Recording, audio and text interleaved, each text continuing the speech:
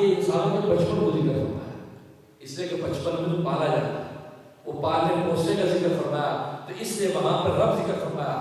تو پہلے بچپن کا زمانہ اس پہ ربوبیت ضروری ہے کہ پالنے کی ضرورت ہے، اس لیے اللہ نے ربوبیت کو ذکر فرمایا۔ جب جوان ہو جاتا ہے، جوان ہونے کے بعد آدمی کیا ہو جاتا ہے، ذرا تھوڑا سا اکڑ ہو جاتا ہے، جوانی کا جنون ہے، نہ ماں کی سنتا ہے نہ باپ کی سنتا ہے۔ چھوٹا تھا تو وہ سمجھتا ہے ماں مجھے پالتی ہے، ماں پال رہی ہے، باپ پال رہا ہے، نانا پال رہا ہے، دادا پال رہا ہے، چھوٹا بچہ ہے ان سے کچھ ہوتا ہے۔ لیکن جب جوان ہو جاتا ہے اس کو پتہ چلتا کہ اوہ ماں نہیں پال سکتی، ماں تو مجھ سے بھی اتنی کمزور ہے، میں دھکا دے دوں ماں گر جائے گی، دادا تو مجھ سے بھی کمزور ہے، میں دھکا دے دوں گر جائے گا، باپ تو مجھ سے بھی کمزور ہے، میں دھکا دے دوں ٹھہر نہیں سکتا، تمہارا پالا انہوں نے نہیں ہے، میں خامتن کا احسان مانوں۔ لہٰذا ماں اس کو ایک بات کہتی سنتا نہیں، باپ ایک حکم دیتا سنتا نہیں، کیونکہ اب وہ خود طاقتور ہو گیا۔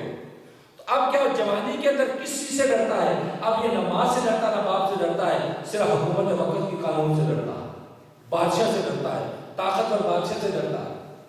باپ کہتا ہے میں پولیس کو کال کرتا ہوں ابھی یہاں کی دنیا میں، بچہ سیدھا پولیس کو کال نہ کرے، سوری مثال دے رہا ہوں کیا، اس لیے جوانی کی کیفیت کو ذکر کرتا ہے، ملک الناس، مل لوگوں کے بادشاہ سے کی پناہ مانگتا ہوں، لوگوں کے بادشاہ سے میرے سے فرمایا اے جوان تو جوانی کے جنون میں نہ رہے، اگر دنیا کے بادشاہ اگر تجھ پہ ہاتھ نہیں ڈال سکتے تو یہ دنیا کے بادشاہوں کا جو بادشاہ ہے وہ تجھ پہ ہاتھ ڈال سکتا ہے۔ اپنے جوانی کے جنون میں نہ تو اپنے نیچے والوں پر جو تکبر کر، نہ اوپر والوں کی نافرمانی۔ اس لیے ملک الناس بادشاہت کو ذکر کر کے اس نوجوان کو اٹھایا، کیونکہ نوجوان حکومت کے وقت کے قانون سے تو ڈرے گا، پولیس سے تو ڈرے گا، فوج سے ڈرے گا، حکومت کے قانون آئین سے، بادشاہ کی طاقت سے ڈرے گا، ورنہ ماں باپ سے ہی ڈرے گا، کیونکہ وہ پالنے والے یہ نہیں تھے، پتہ چلا پالنے والا تو اللہ تھا، یہ کہاں پال سکتے، خود اللہ کے مولا تکبر کا شکار ہوا اب بھی بادشاہ۔ تو اس لیے جوانی کی کیفیت کے لیے ملک الناس فرما دیا کہ لوگوں کے بادشاہ ہوتا۔ اب جوانی کے بعد بڑھاپا ہے، تو بڑھاپے کے اندر جو انسان بس اللہ اللہ کی قابل رہ جاتا ہے کہ بس یار اب پاؤں قبر میں، اب اللہ کی اللہ کی عبادت کریں۔ اس لیے وہاں بڑھاپے کو میں الہی اللہ لوگوں کے معبود کی پناہ میں آتا ہوں، اس لیے یہ بوڑھا ہو گیا ہے، اب معبود ہے اور یہ عابد ہے، معبود کی عبادت میں لگا ہوا ہے، اب اس کو اور کام کرنا نہیں چاہیے، ابھی اس کی عبادت میں لگ جانا چاہیے، بجائے اس کے کہ بڑھاپے کے اندر بھی یہ دنیا تنبیہ میں لگے یا ادھر سے ادھر جو سازشوں میں لگے، اس کو بس قبر میں ٹانگے خدا کو یاد کرے۔ تو بڑھاپا جو ہے یہ خامخواہ انسان کو عبادت کی طرف متوجہ کرتا ہے، اس کے اندر بتانے سے زندگی لاتا ہے، کیونکہ گناہ کرنے کے سارے اسباب ختم ہو، آنکھوں میں روشنی نہیں، کانوں میں سماعت نہیں، زبان میں طاقت نہیں، احساس ختم ہو گیا ہے، قوت جوانی کی ختم ہو گئی ہے، اب کیا گناہ کرے گا؟ اب یہ تسبیح ہے، مصلی ہے، عبادت ہے، اس لیے فرمایا الہ الناس لوگوں کے معبود کی پناہ، تو یہ فرمایا۔ اس کے بعد میں نے بتایا تھا آگے پھر یہ دو طرح کے لوگ ہوں گے، یا نیک ہوں گے یا بد ہوں گے۔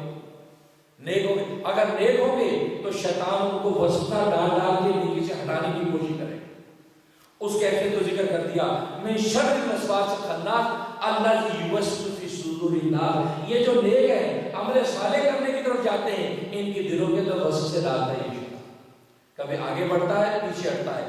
آگے بڑھنے پیچھے ہٹنے کا مطلب یہ ہے کہ یہ آگے بڑھ کے جھانکتا ہے کہ اگر یہ دل اللہ تبارک و تعالیٰ سے غافل ہے، خدا کے ذکر میں نہیں ہے، اس کو ہڑپ کرتا ہے، اور اگر دیکھتا ہے کہ یہ ذکر میں مشغول ہے، اللہ کے دھیان میں ہے، تو یہ پیچھے ہٹ جاتا ہے۔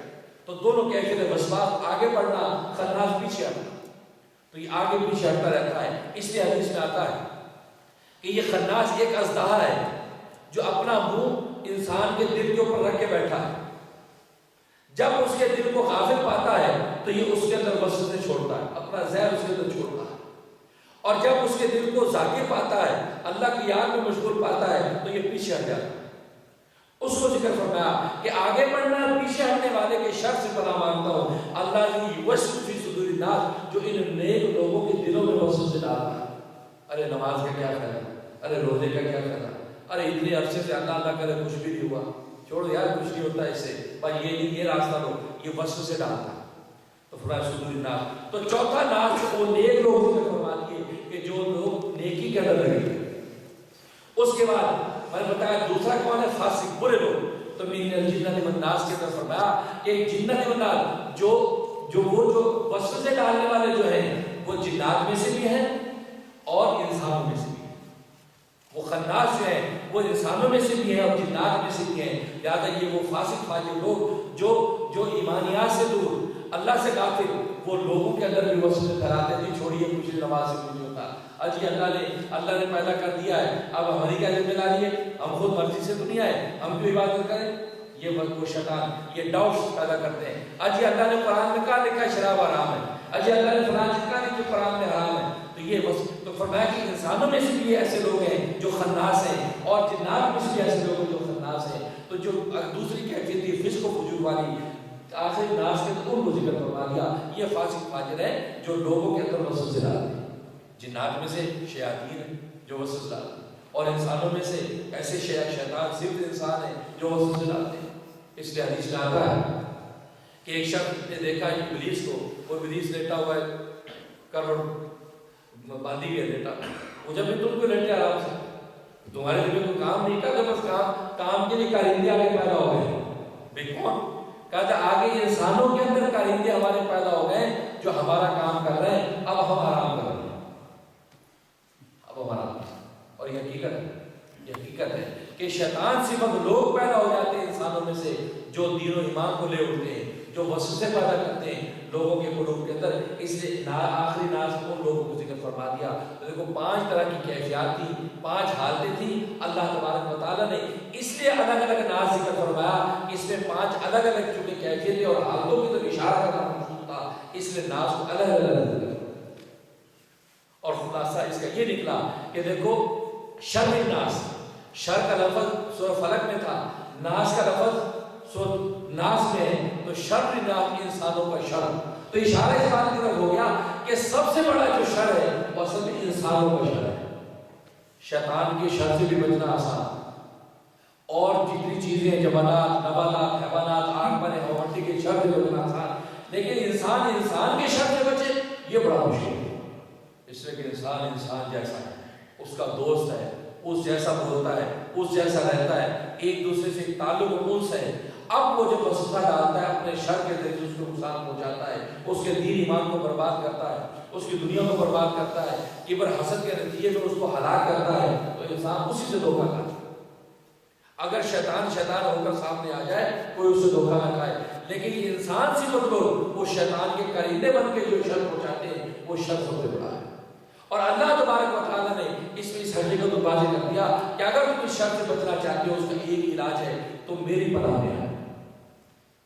اس لیے حدیث میں آتا ہے عقبۃ بن عامر رضی اللہ تعالیٰ فرماتے ہیں کہ میں نبی کریم صلی اللہ علیہ وسلم سے مختلف صورتیں پوچھا کرتا تھا، اور طریقہ آپ سواری پہ جا رہے ہوتے تھے یا آپ کے پاؤں پہ ہاتھ رکھ لیتے تھے، ساتھ دوڑتے رہتے تھے، تو فرمایا میں ساتھ ساتھ دوڑ رہا تھا، میں نے کہا اللہ کے رسول مجھے سورۃ ہود اور سورۃ یوسف سنا دی، سورۃ ہود اور سورۃ یوسف پڑھا دی۔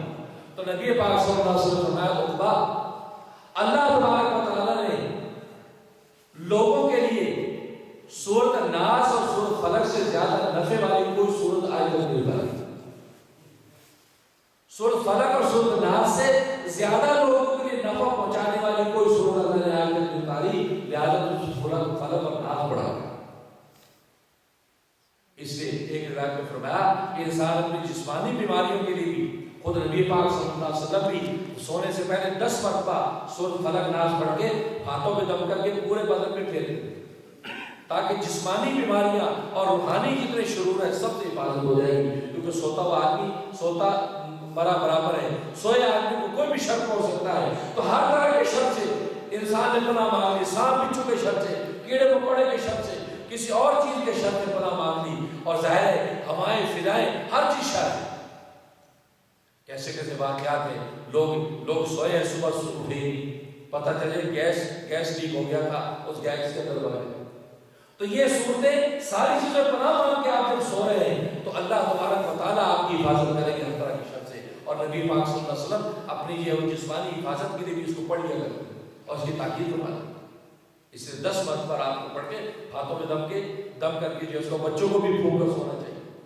خود حضرت عائشہ صدیقہ رضی اللہ عنہا فرماتی ہیں کہ مرض الوفات کے اندر نبی کریم صلی اللہ علیہ وسلم پر میں جو یہ صورت تلاوت کر رہی تھی، میں یہ تلاوت کرتی دونوں اور آپ کے ہاتھ میں دم کرتی تھی، آپ کے ہاتھ میں پھونک دیتی اور آپ صلی اللہ علیہ وسلم اپنے ہاتھ جو ہے وہ جو ہے پورے بدن میں پھیر گئے اور فرمایا کہ چونکہ میرے ہاتھ، عائشہ فرماتی میرے ہاتھ نبی کے ہاتھ کا بدل نہیں ہو سکتے، اس لیے میں پڑھ کے نبی کے ہاتھ میں پھیر گئی۔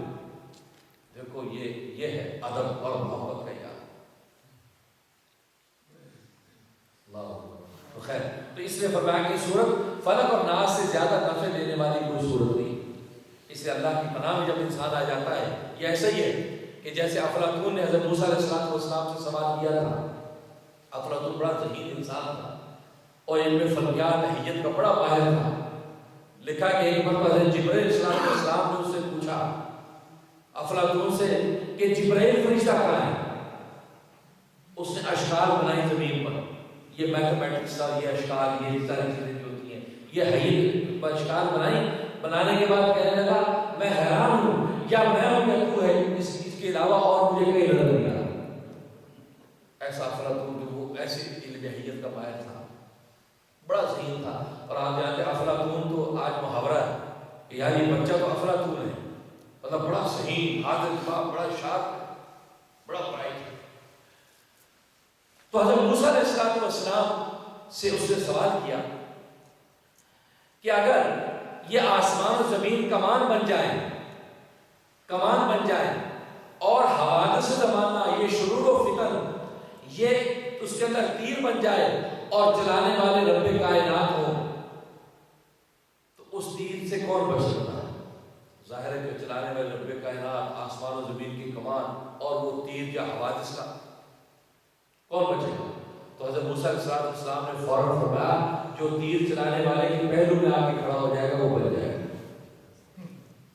یعنی اللہ کی پناہ میں جو آ گیا فرمایا وہ بچ جائے گا۔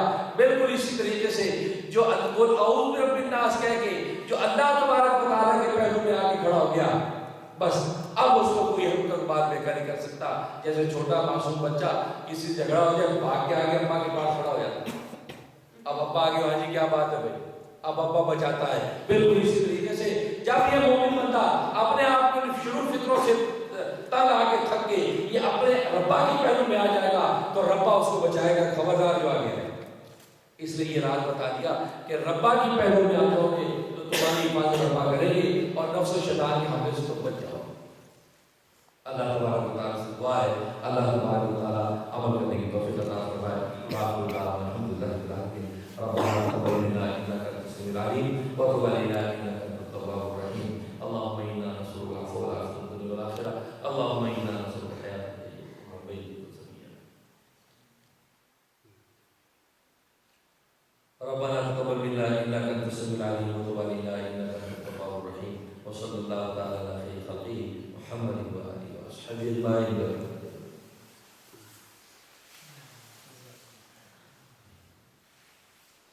سوال ہے مسئلہ پوچھ لیں۔ جی ہمارے دلوں میں ہاتھ پہلے کھڑا کیجیے۔